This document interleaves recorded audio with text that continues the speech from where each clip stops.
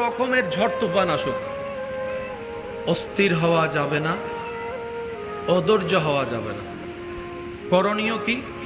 যা হওয়ার হোক, যেমন হওয়ার হোক, আমার একজন মালিক আছে,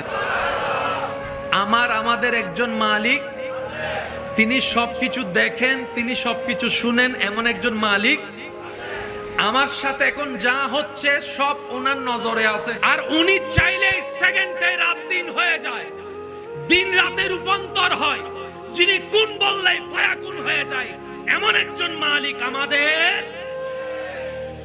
এরকম একজন মালিক থাকতে আমাদের টেনশন করার কোনো দরকার। আমাদের কাজ হচ্ছে যে ওনার হুকুমের অপেক্ষা করা। ওনার হুকুমের, সবাই বলেন না, ওনার হুকুমের। উনি যাই দিবেন সেটাই খুশি মনে আমরা আপন করে নিব, অধৈর্য অস্থির হব না। চিৎকার দিয়ে বলেন ইনশাআল্লাহ, আরো জোরে বলেন ইনশাআল্লাহ। মনে রাখবেন, ধৈর্য এমন একটা নিয়ামত যেটার ফল আসবেই। ধৈর্যের ফল এটা আপনার চাচা, জেঠা, কাকা, মামা যতই যারাই অত্যাচার করুক না কেন,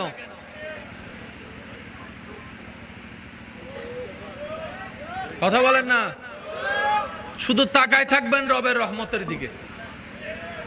বিশ্বাস করেন ভাই, আপনার জন্য পৃথিবীর সবাই যদি দরজা বন্ধ করে দেয়, 100টা দরজা যদি বন্ধ হয়, রাস্তা বন্ধ হয়, লিখে রাখেন 1000টা দরজা রাস্তা আপনার আল্লাহ আপনার জন্য খুলে দিবে।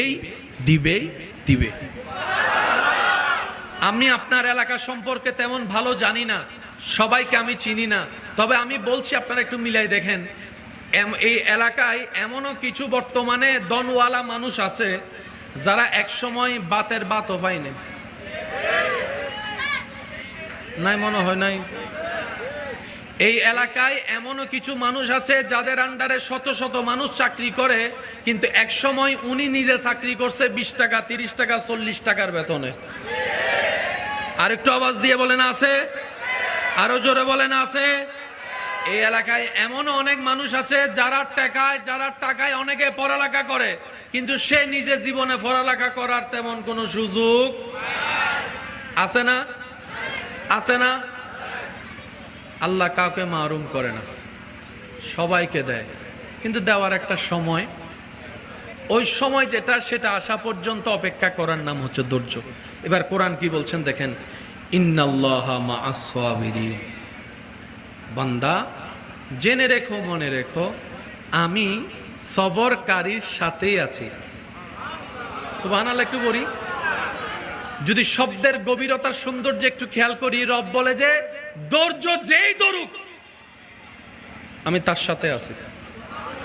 এটার নাম কি? একটু সবাই মনোযোগ, এটার নাম কি? আপ টু বটম, শুরু থেকে শেষ, প্রত্যেকটা হরফ রব্বুল আলামিনের কালাম।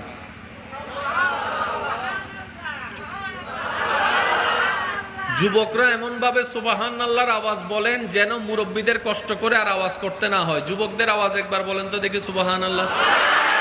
এই কোরআনের প্রত্যেকটি হরফ রবের কালাম। আমরা জানি অনেক কিছু, বুঝতে পারি না বলে উপলব্ধি হয় না। বুঝতে পারি না বলে উপলব্ধি। ভালোবাসার মানুষের দেওয়া মেসেজ চিঠির যত আন্তরিকতা, আকর্ষণ, ভালোবাসা থাকে, লেখাটা পড়ার জন্য, পড়া চিঠি যদি থেকে যায় 10 বছর পরে সেটা নিয়ে বুকে লাগায়, যেই টান, যেই আগ্রহ ভালোবাসার মানুষের লিখিত চিঠির মধ্যে থাকে, কারণ সেটা বুঝতে পেরেছে সেটা আমার ভালোবাসার, ভালো লাগার। ওই রকম টান কোরআনের প্রতি লাগে না কেন? ওই রকম টান কোরআন দেখলে লাগে না কেন?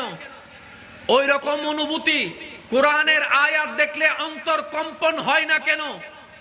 আমরা কোরআনকে রবের কালাম নামে চিনেছি, দুর্ভাগ্য আমাদের রবের কালামের গুরুত্ব আমরা বুঝতে পারি না। এই কথা বলেন ঠিক কিনা? সেজন্য অনেকের ঘরে গিয়ে দেখবেন কোরআনের উপর দুল পড়ে আছে। একমত হলে বুঝে বুঝে উত্তর দেন, ঠিক না বেঠিক? অনেকের ঘরে এমনও আছে কোরআনটা মাসের পর মাস পড়ে আছে, কেউ পড়া তো দূরের কথা, স্পর্শ পর্যন্ত করার সময় হয় না। অথচ এই কোরআনের রব্বুল আলামিন এমন ভাবে সজ্জিত করে দিয়েছেন, তিবিয়ানুন লিকুল্লি শাই। এই কোরআনকে আল্লাহ তাআলা এমন ভাবে সাজিয়ে দিয়েছেন, জালিকাল কিতাব লা রাইবা ফি। এই কোরআনকে আল্লাহ তাআলা এমন ভাবে সাজিয়ে দিয়েছেন, আর রহমান আল্লামাল কোরআন, ইয়াসিন ইয়াসিন ইয়াসিন।